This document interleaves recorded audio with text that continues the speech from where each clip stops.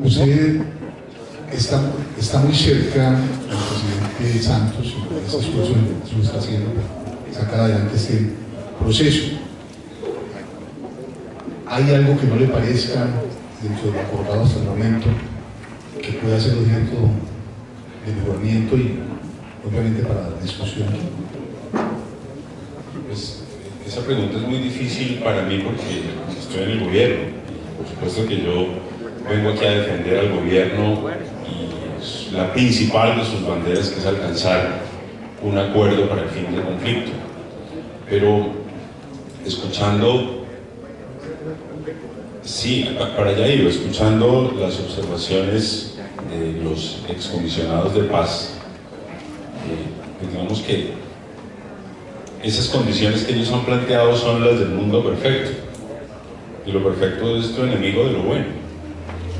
Claro, ¿quién no hubiese querido que las FARC, antes de entrar a conversar con el gobierno, hubiesen dejado de disparar? Seguramente todos. Si yo lo pregunto en el auditorio, nadie diría que no está de acuerdo con eso. ¿Quién no hubiese querido que las FARC se concentraran para poder empezar a conversar con el gobierno y se hubiesen sometido a una verificación, ojalá internacional? ¿A quién no le hubiese gustado que las FARC dejaran de extorsionar antes de sentarse a conversar con el gobierno? Todos. Pero eso, que es una aspiración comprensible y que lo tenemos todos los colombianos, pues no es la realidad. Las FARC no eran hace 3 años una organización armada, un grupo armado al margen de la ley, derrotado. Disminuido sí, pero no derrotado. Luego, exigir ese nivel de condiciones para poder empezar a conversar era difícil, era casi que imposible. El gobierno tomó el riesgo, el presidente realmente tomó el riesgo político enorme, que hoy incluso está viviendo consecuencias de ese riesgo que tomó. Para él, como lo ha dicho muchas veces, habría sido más cómodo mantenerse en la cresta de la ola de la ofensiva militar, que a lo mejor es más popular. Pero tomó el riesgo porque consideró que lo que se requiere es que lo más pronto posible los colombianos podamos disfrutar de un territorio de tranquilidad por cuenta de que estos grupos armados al margen de la ley se desmovilicen. Y la manera más rápida de lograr esa realidad es buscando un acuerdo. Y claro, hubo que desarrollar las conversaciones en unas condiciones que no son fáciles, pero que nunca antes en la historia se habían dado. Yo debo destacar aquí que el gobierno estas conversaciones las planificó de manera rigurosa. Duró 1 año conversando secretamente para definir una agenda. Y una agenda que, si ustedes la leen, lo que conduce es al fin del conflicto. Estamos ya en el último punto. Hemos agotado 4 de 5. Estamos en el último punto, que es el fin del conflicto, que tiene que ver con muchas de las observaciones que hacen los excomisionados de paz.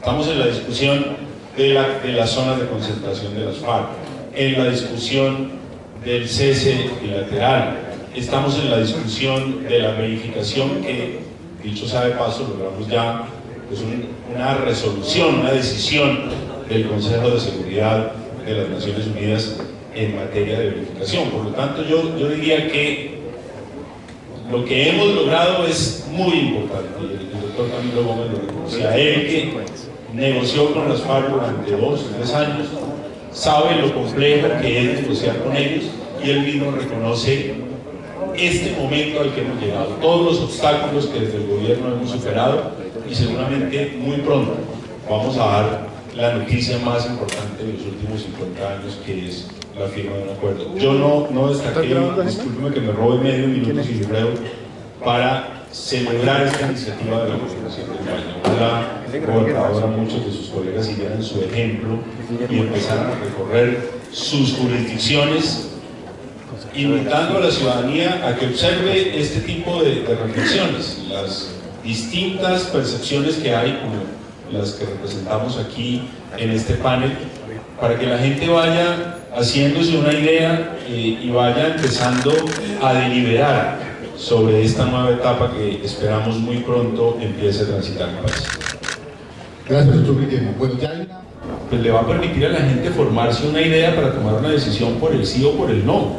y no se le va a ocultar nada. Uno de los asuntos absolutamente claros que están previstos en el propio texto de la ley que está siendo examinada hoy por la Corte Constitucional es que tiene que haber una amplísima difusión de los acuerdos, y los opositores a los acuerdos, total o parcialmente, tendrán el acceso, como corresponde bajo las reglas electorales existentes hoy en Colombia, a acceder a los medios de comunicación para expresar sus tesis, para defender sus ideas, sus argumentos. Luego los colombianos irán a las urnas absolutamente informados, y de ninguna manera existirá un menosprecio o una subvaloración de la inteligencia de los colombianos. Muy bien, doctor.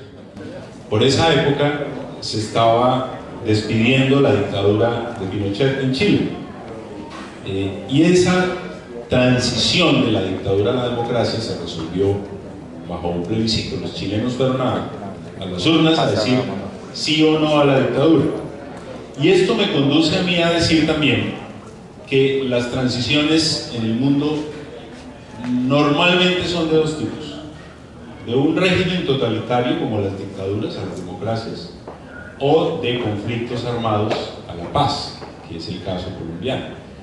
Luego darle un contenido político a lo que se le consulta a la gente con un sí o con un no, pues no es descabellado, no es subvalorar, no es menospreciar la inteligencia de los colombianos, no más faltaba. Es más, el solo hecho de que se convoque a un plebiscito, que dicho sea de paso, como aquí se ha ratificado, no era una obligación del presidente, nos obliga a hacer campaña en el gobierno y alrededor del gobierno, quienes creemos en las bondades de los acuerdos que ya se han suscrito algunos y están otros por suscribirse, pues saldremos a la calle a contarle a la gente cuáles consideramos nosotros son las bondades de esos acuerdos. Quienes no, o quienes tengan miradas positivas en algunos aspectos de los acuerdos, negativas en otros, pues también lo harán. Esa deliberación ciudadana. Los terceros que son acusados de financiadores, y de eso sí que sé yo, pues en esa evidencia todos los días llegan por ellos así, fueron presionados, se entregaron, y resulta que ahora los están metiendo a la cárcel. Es que porque financiaron, y hay un desmovilizado que dice sí, yo voy a recoger la vacuna. Es que si no financiaba lo mataba, así de sencillo. ¿Cómo considera la Jurisdicción Especial para la Paz este tema, doctor Guillermo? Usted que conoce bien, y este tema está asociado al tema de tierras en todo el país. Y este problema, si no lo solucionamos bien solucionado, doctor Rodrigo, va a generar nuevas violencias, y puede generarlas. Doctor Guillermo, lo pregunto es para usted, que conoce bien los temas de violación de derechos humanos allá en esa zona apartada de la guerra, además de que usted viene del Putumayo y allá también los profesores. Bueno, pues esta es una pregunta muy compleja, y además me sorprendió porque veníamos en el hilo de otra discusión que no es ajena a esta, la pregunta que usted me hace. Pero creo que para poderle responder adecuadamente tengo que hacer algunos comentarios en general sobre la justicia transicional. Yo creo que nosotros no podemos perder de vista que en Colombia existe un conflicto armado, y en el caso de las FARC, así hayan cometido crímenes de carácter internacional, que son los crímenes más graves, pues tienen un origen político, y de lo que se trata este acuerdo es de resolver políticamente una confrontación que se ha dado en el terreno militar por un origen político.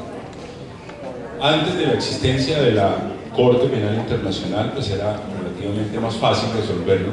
Hoy hay unos estándares internacionales que se han intentado al máximo cumplir, y yo incluso me atrevería a decir que se han cumplido más allá de las diferencias de interpretación que puedan existir.